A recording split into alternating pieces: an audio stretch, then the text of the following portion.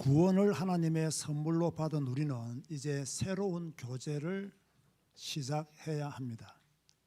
이 교제는 전에 한 번도 없었던 교제입니다. 그러나 이제 우리는 하나님의 자녀가 되었기 때문에 시작해야 하며, 그 교제의 시작은 우리가 하나님께 먼저 나아감으로 시작됩니다. 그럼 어떻게 우리가 하나님께 나아갑니까? 저는 크게 두 가지 방법으로 나아간다고 믿습니다. 첫째는 성경을 읽고 배움으로 하나님께 가야 되고, 두 번째는 기도를 통해서 하나님께로 가야 합니다. 결혼하신 분들 많죠? 결혼 생활 편안했습니까?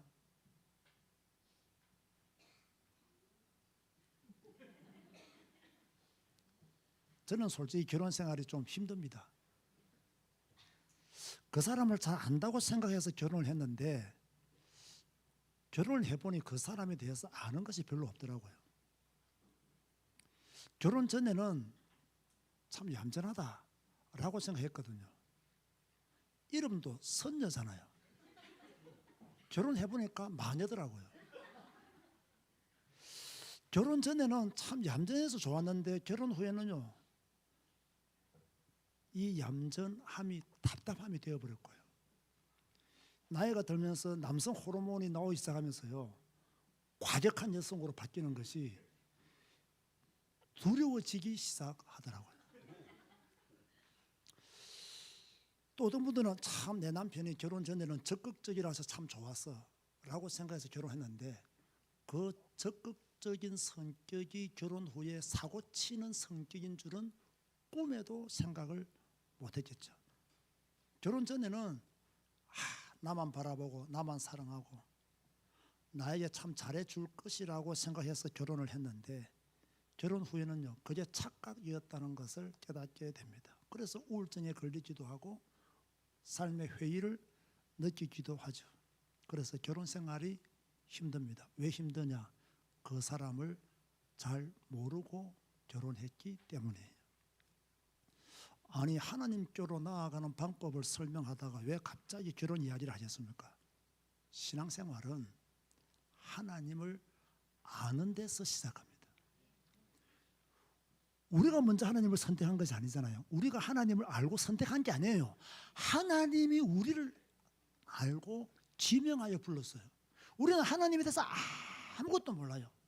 우리에 대해서는 하나님은 완벽하게 알고 계시는데, 우리는 하나님에 대한 지식이 전혀 없어요. 그러면 신앙생활을 잘 하려고 하면 어떻게 해야 되겠습니까? 하나님을 알아가야 되는 거예요. 하나님이 누구신지. 그래서 우리는 하나님을 알기 위해서 죽으라고 성경 읽고 성경 배우고 성경을 끼고 살아야 됩니다. 그래야 바르게 신앙생활을 할 수 있는 거죠. 구원을 하나님의 선물로 받은 우리에게는, 여러분에게는 새로운 아버지가 생겼습니다. 그 아버지가 누구십니까? 하나님이십니다. 자식은 아버지를 알아야 돼요? 몰라야 돼요? 알아야 돼요. 아버지가 무엇을 좋아하는지, 아버지가 무엇을 싫어하는지, 아버지가 원하는 것이 무엇인지, 아버지가 원하지 않는 것은 무엇인지, 이걸 자식은 알아야 돼요. 자, 하나님이 우리의 아버지이시잖아요. 그럼 하나님이 우리에게 이걸 딱 주시면서 최소한 이것을 지켜야 돼. 이게 내가 너희들에게 바라는 것이야. 이게 내가 너희들이 꼭 지켜주기를 원하는 것이야 라고 하면서 내어주신 게 뭡니까? 십계명입니다. 자, 우리는 왜 다른 신을 섬기면 안 됩니까? 1계명에서 나 외에 다른 신을 두지 말했습니다. 왜 우리는 부모를 공경하고 살아야 됩니까? 10계명의 5계명이 부모를 공경하라 했습니다. 왜 우리가 도둑질을 하면 안 됩니까?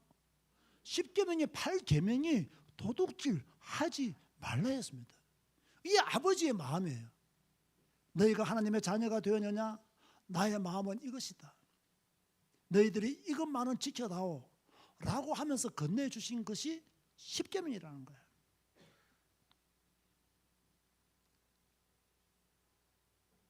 자, 그럼 우리는 하나님 앞에 어떻게 우리의 마음을 내놓겠습니까?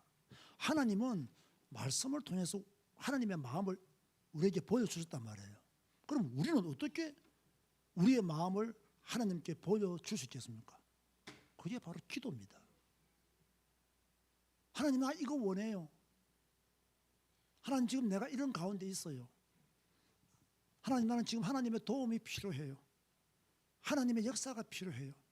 하나님이 십계명을 통해서 하나님이 원하시는 것과 원하지 않는 것을 우리에게 알려주셨다면 우리는 기도를 통해서 하나님께 나아가고 기도를 통해서 우리가 원하는 것을 하나님께 아릴 수가 있는 거죠. 그런데 기도는 아무나 하는 게 아닙니다.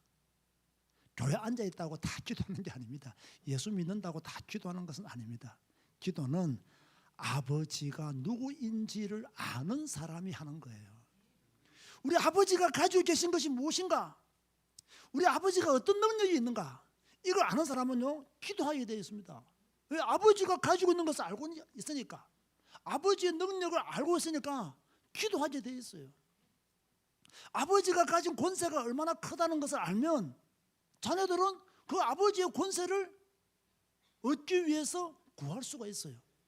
그런데 아버지가 능력이 있고 권세가 있음에도 불구하고 아버지에 대한 지식이 없으면요, 자식들은 아버지한테 요구를 못합니다.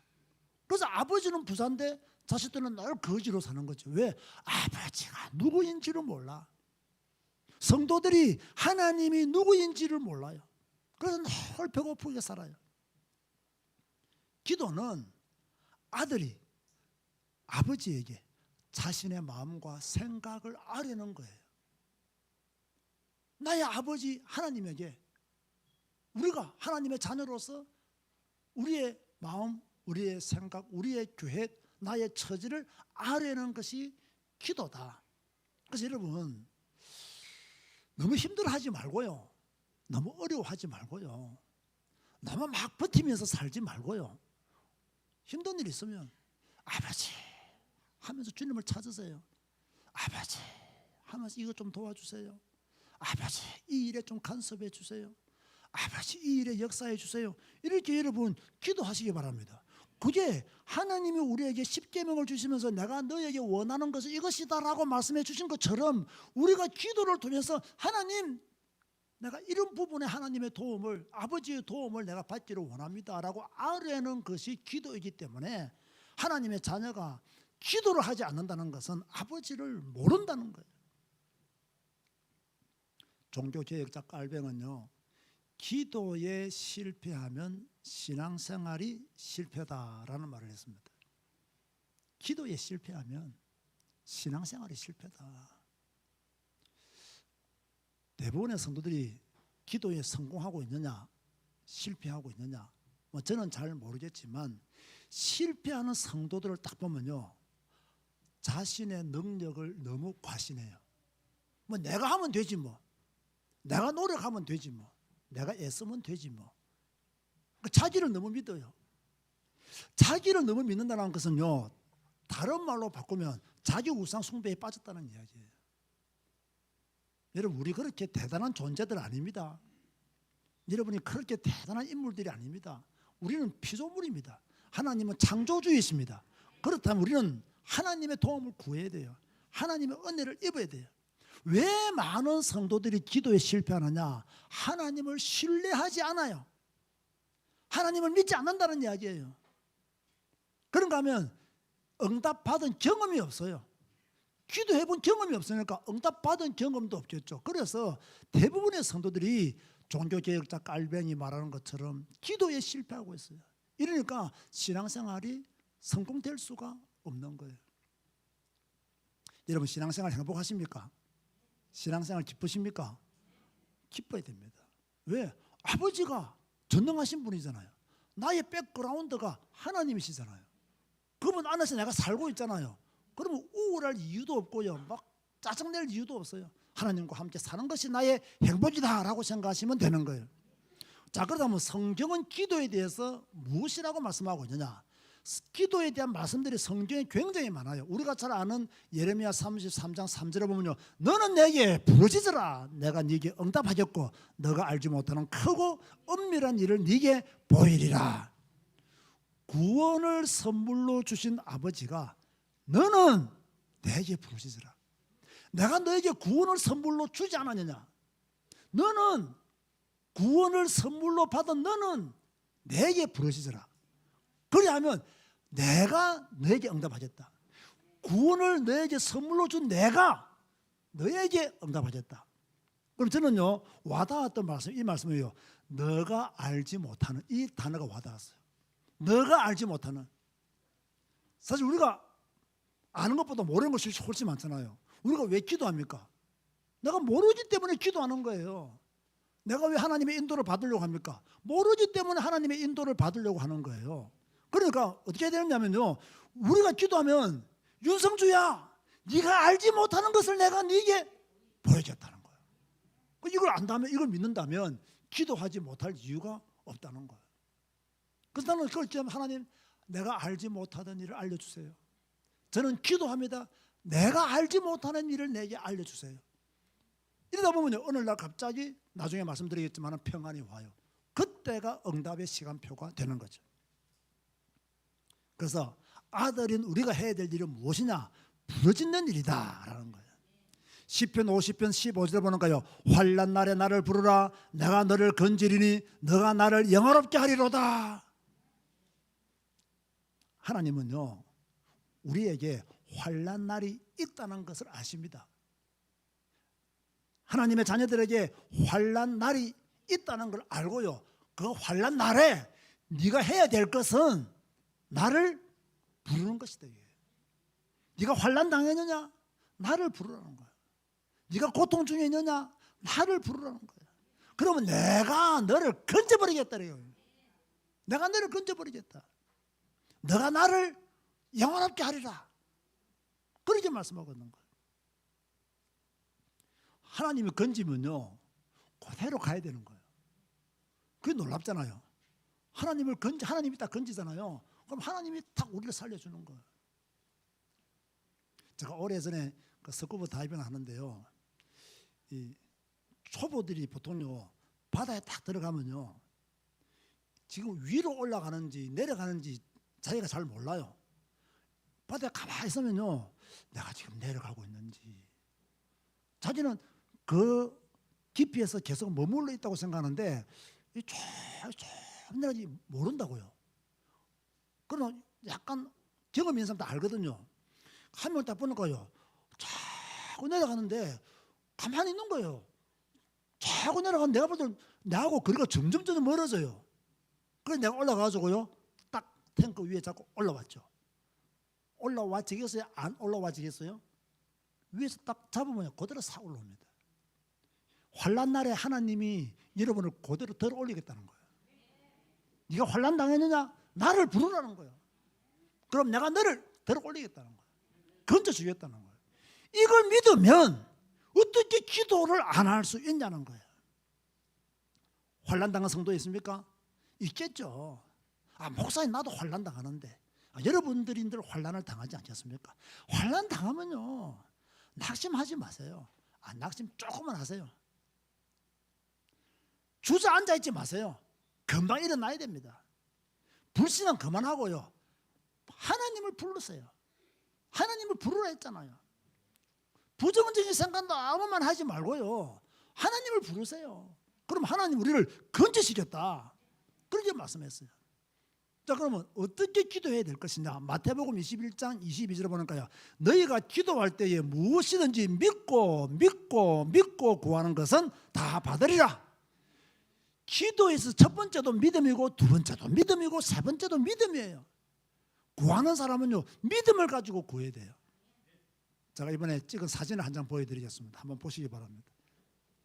자, 이 사진을 어디서 찍었느냐? 필리핀 보홀에서 찍었습니다. 지난주에 찍었습니다. 보홀에 가면요, 그 안경 원숭이가 사는 조그마한 숲속이 있어요. 제가 안경 원숭이는 안 보여드리는데 시간 없었어요. 제가 이걸 왜 보여드리겠어요? 한번 생각해 보세요.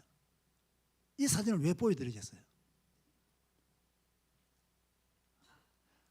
이분이 조금 이분들이 좀 뚱뚱하구나. 이걸 내가 보여드리기 위해서 이 사진을 보여주겠습니까? 그건 아니잖아요. 아, 이분들이 식사를 하고 있구나. 뭐 다 아는 이야기인데. 그걸 왜 보여주겠어요? 여기서 주인공은 누굴까요? 주인공은 누구겠어요? 강아지입니다. 이 개입니다, 개. 이 기도하고 개하고 무슨 상관이 있습니까?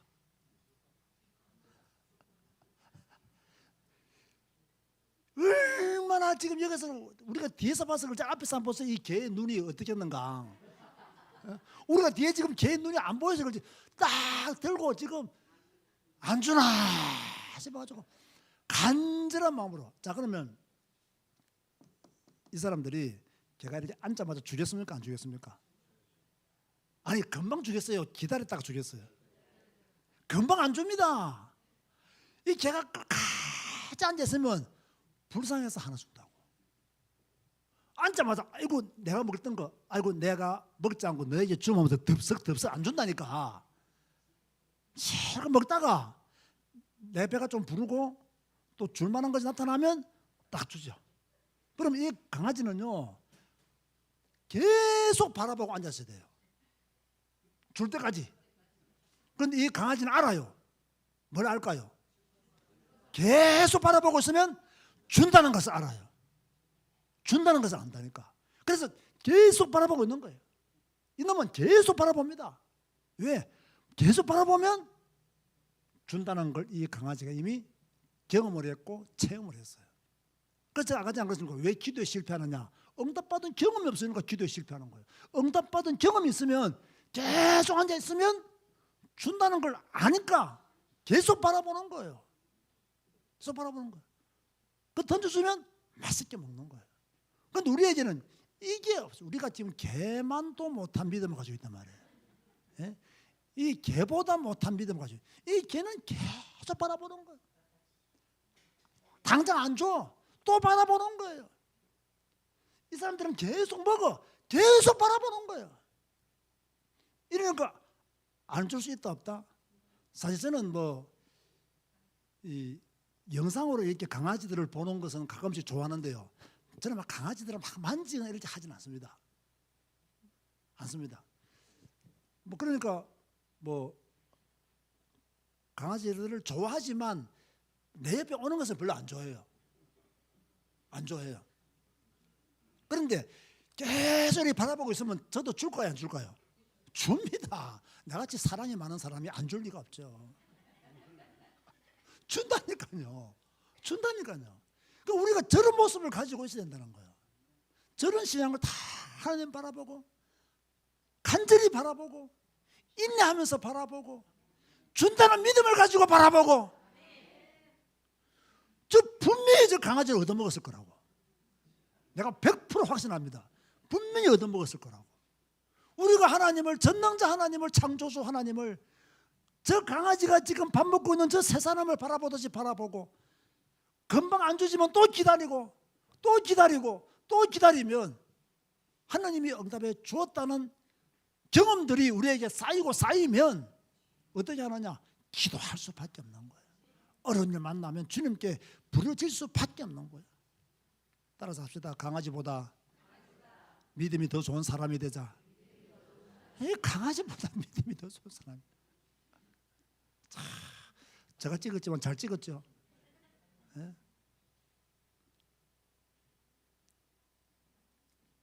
그래서 마태복음 7장 오늘 본문에 뭐랬습니까? 구하라. 누구 보고 지금 구하라 하고 있어요? 우리 보고 구하라고 하는 거예요. 찾아라. 누구 보고 찾으라 합니까? 우리 보고 찾으라는 거예요. 문을 두드리라. 누구 보고요? 우리 보고. 구하면 얻을 것이다. 찾으면 찾아낼 것이다. 문 두드리면 열린다. 다시 강아지 사진 보여주세요. 구하고 있잖아요 지금 강아지가. 네? 안 오네요. 그만하라는 사인인가 봐요. 강아지가 지금요 구하고 있잖아요. 강아지가 지금 찾고 있잖아요. 강아지가 지금 눈동자로 문을 두드리고 있잖아요. 이렇게 살아야 된다는 거예요. 그러니까 여러분 너무 고상하게 여러분 자신을 과신하면서 살지 말고요. 정말 하나님의 은혜 구하고 하나님의 은혜를 소망하고 하나님을 바라보고 하나님을 의지하고 하나님 도와주세요. 하나님은 나의 아버지가 아니십니까? 이렇게요. 좀 겸손하게 살면 그곳에서요 행복과 축복이 오는 거예요. 그러면서 누가복음 18장을 보니까 예수께서 그들에게 항상 기도하고 있어요. 항상 기도해라. 성도들에게 구원을 하나님의 선물로 받은 성도들에게 항상 기도하라. 낙심하지 말아야 할 것을 비유로 말씀하여 하면서 쭉 과부 이야기를 하잖아요. 그래서 믿음의 사람은요 낙심하지 않습니다. 낙심될 일이 없다는 말이 아닙니다. 낙심될 일은 많아요. 그런데 낙심하지 않아요. 그게 믿음이에요. 낙심할 일은 많아. 그런데 낙심하지 않아요. 왜? 전능자 아버지를 바라보기 때문에, 의지하기 때문에. 여러분 지금요 힘들어 낙심하지 마세요. 자, 그렇다면 두 번째, 기도는 아들이 아버지의 혜택을 보는 거예요. 요즘 뭐 아빠 찬스란 말이 있잖아요. 아빠 찬스. 자식들이 아버지의 어떤 가지고 있는 그런 것들을 활용해서 뭐 한 달에서 아빠 찬스라는 말을 쓰는데요. 사실요 아빠 찬스를 제일 잘 써야 될 사람들이 우리예요. 아버지 찬스를 가장 잘 써야 될 사람들이 우리예요. 하나님이 우리 아버지인데 그 아빠 찬스를 왜 안 쓰는지 모르겠어요. 그러면 어떻게 우리가 아빠 찬스를, 아버지 찬스를 사용할 것이냐, 언제 사용할 것이냐? 위기 때, 문제가 올 때, 일이 잘 풀리지 않을 때, 소외되고 우울한 마음이 계속 들 때, 앞이 안 보일 때, 그때 우리가 아빠 찬스를 쓰는 거예요. 위기가 오면 하나님, 문제가 오면 하나님, 일이 잘 풀리지 않으면 여호와여, 소외되고 우울한 말이 마음에 들으면 주여, 앞이 안 보일 때 주여 내 길을 열어주소서. 기도하는 거예요. 엎드려서 기도하는 거예요. 무릎 꿇고 기도하는 거예요. 그러면 우리의 아버지께서 좋은 것으로 주시지 않겠느냐? 성경은 그렇게 말씀하고 있는 거예요. 자, 그런데요 이 두 번째가 중요합니다. 그러면 우리가 지금 위기 가운데 있고 문제 가운데 있고 일이 잘 풀리지 않고 소외되고 우울한 마음이 자꾸 들고 앞이 안 보이잖아요. 이때 우리가 최소한의 노력은 해야 돼요. 어떤 노력을 하면서 하나님의 인도를 받고 하나님의 응답을 받느냐? 성경 읽고, 내가 지금 성경 읽고 있는 이 말씀에 내 눈과 마음을 둬야 돼요. 자, 보세요. 무슨 말이냐면 지금 위기가 왔어요. 그 위기가 왔기 때문에 이 위기가 왔을 때 살 수 있는 방법은 여러분이 성경 제대로 읽는 겁니다. 그러면 내가 지금 이런 위기 상황에 처해 있는데 내가 지금 읽고 있는 성경이 있단 말이에요. 이 읽고 있는 성경에 여러분 더 집중을 해야 돼요. 내가 이런 지금 문제가 왔을 때, 일이 잘 풀리지 않을 때, 지금 내 앞이 캄캄할 때, 지금 내가 읽고 있는 성경인 민수기라고 한다면, 이제 곧 내일부터 민수기 읽잖아요. 민수기를 잘 보는 거예요. 그러면 이스라엘 백성들과 나와 어떤 관계가 있는지, 이스라엘 백성들이 이런 상황 속에서 내가 지금 민수를 읽고 있는데, 내가 지금 이 어려운 일 가운데서, 힘든 일 가운데서, 앞이 안 보이는 가운데서 내가 지금 성경을 읽고 있는데 하나님은 내게 무슨 말씀을 주시느냐? 여기에 집중하는 거예요. 자, 이게 굉장히 중요합니다. 내가 어려움 왔을 때 내가 지금 읽고 있는 성경을 통해서 하나님이 내게 응답해 주시기를 원하시는 거예요. 여러분 절대 어려운 일 왔을 때 뭐 사람 만나고 사람 도움 받고 뭐 이래가지고 그 어려운 문제를 해결하려고 하지 마세요. 저도 그렇게 많이 해봤거든요. 더 꼬여요. 더 힘들어요. 그런데 딱 하나님이 내게 주시는 말씀이 무엇이냐라고 생각해보면요, 그 말씀이 내게 있다고 해서 내가 금방 뭐 일이 풀리거나 잘 되는 거 아닙니다. 여러분 착각하지 마세요. 금방 막 시온의 대로가 열리거나 막 하늘에서 만나와 메추라기가 떨어지거나 그런 일은 없습니다. 그런데 있습니다. 언제가 되어 있느냐? 말씀을 잘 들어야 돼요. 여러분들이 이런 어려운 문제가 왔단 말이에요. 힘든 문제가 왔어요. 자, 지금 만약 여러분 가운데 위기가 있고 문제가 있고 앞에 캄캄한 분이 있다 합시다. 그러면 오늘 이런 설교 있잖아요. 설교에 집중하다 보면 여러분들의 어려움과 고난과 문제와 위기들을 뚫고 지나갈 수 있는 하나님의 말씀이 여러분에게 분명히 증거되어집니다. 그럼 그 증거되어지는 말씀을 딱 붙잡고 나가면 문제를 뚫고 지나가게 되는 거예요. 위기를 뚫고 지나가야 되는 거예요. 그런데 하나님이 여러분에게 길을 주어도 여러분이 계속 불신앙하잖아요. 여러분이 계속 낙심하잖아요. 하나님은 내버려 두십니다. 계속 그 사람이 불신하고 있잖아요. 하나님이 내버려 두신다는 거예요. 왜? 여러분의 선택에 대한 책임도 여러분이 져야 돼요. 여러분의 선택했잖아요. 그럼 여러분이 책임을 져야 돼요. 여러분 인생은요, 선택과 책임은 항상 공존하는 것입니다. 항상 함께 갑니다. 그럼 여러분이, 하나님은 지금 여러분이 위기 가운데, 문제 가운데 일이 잘 풀리지 않고 소외되고 우울한 마음이 들고 불신앙이 들고 앞이 안 보인단 말이에요.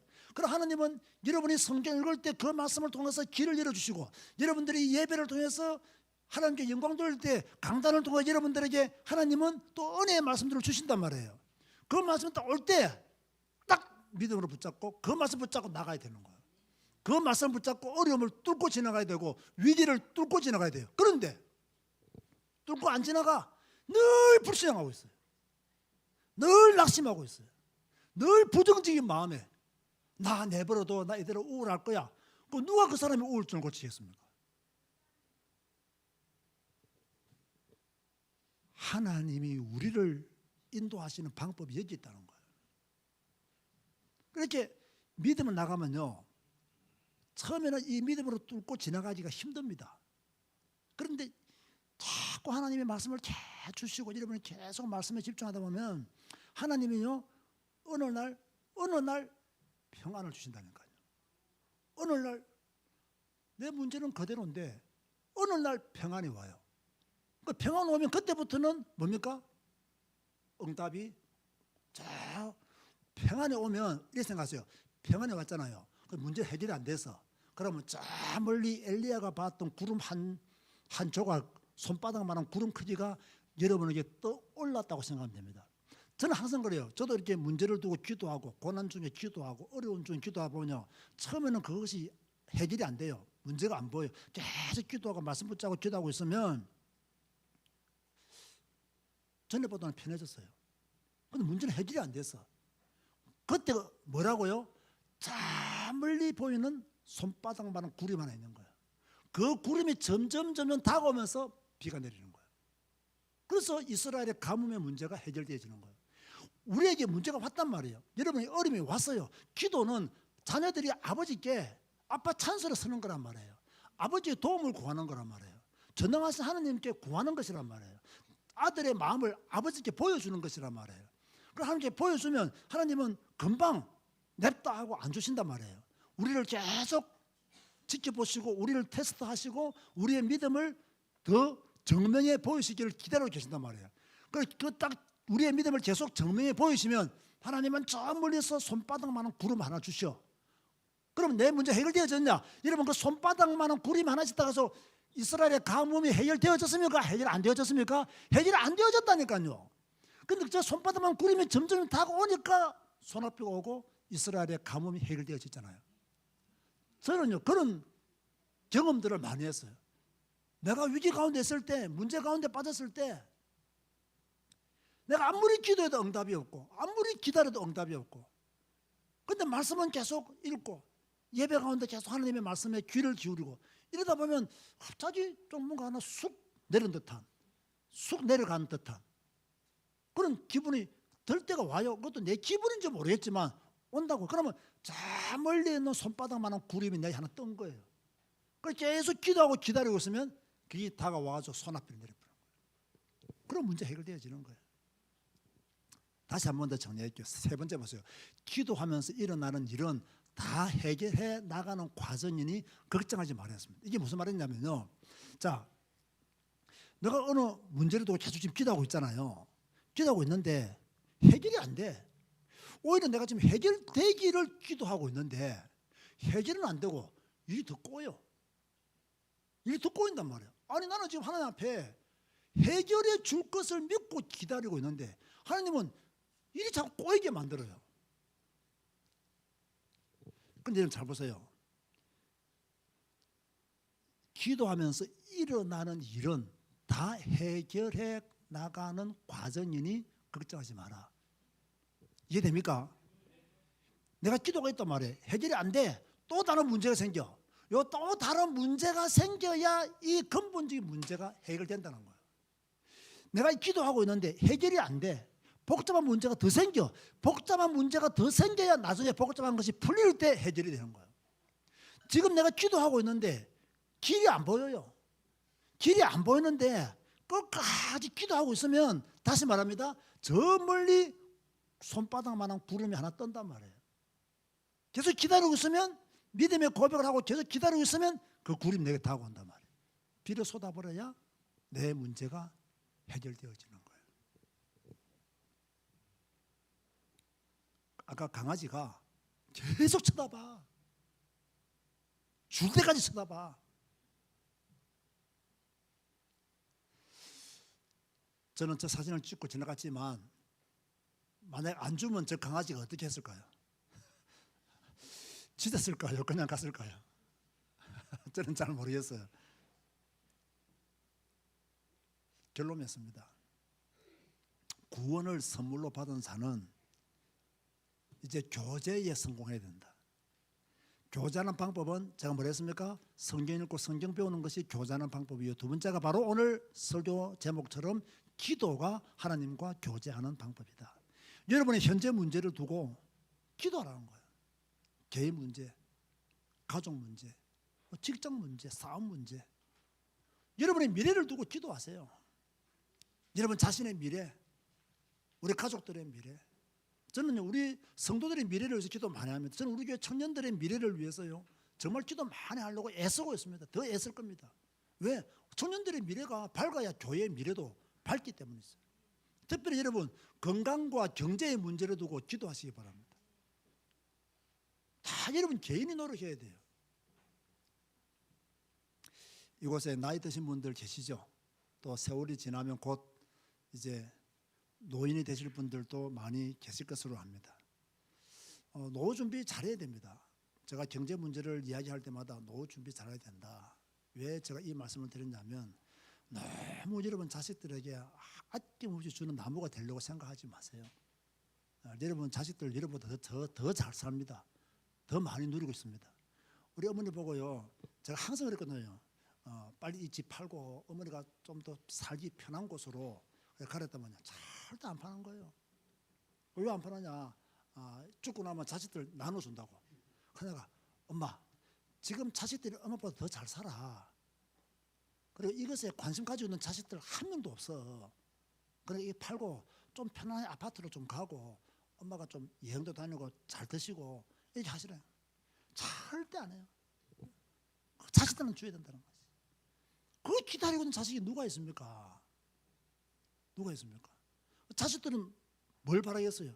어머니가 그냥 건강하게 가고 싶은 곳 가고 드시고 싶은 거 드시고 그러니까 살기를 바라는데 또 부모님들은 그게 아닌가 봐요. 근데 왜 제가 하지 말았냐면 우리 지금 어머니가 이제 건강이 안 좋아서 요양병원에 계신단 말이에요. 저는 안 다녔잖아요. 1년에 3번도 못 가봅니다. 자식들 아무 소용없어요. 아무 소용없다니까요. 여러분이 건강하셔야 돼. 여러분이 건강하셔야 돼.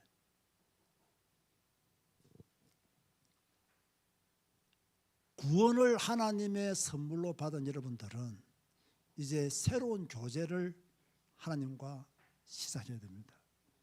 시작하는 방법은 두 가지를 했습니다. 성경 읽고 성경 배움으로 하나님과 교제하고 두 번째는 기도함으로 하나님과 교제한다. 하나님은 십계명을 통해서 하나님이 원하시는 것을 우리에게 알려주셨고요. 우리는 기도를 통해서 우리가 원하는 것을 하나님께 아뢰는 것입니다. 이때 우리는 어떻게 기도해야 되느냐? 간절한 마음으로. 아까 보여드린 강아지가 사람 밥 먹는 것을 보고 있는 그 눈동자로 그 인내를 가지고 우리가 기도해야 된다. 그리하면 하나님이 좋은 것으로 여러분에게 응답하실 줄로 믿습니다.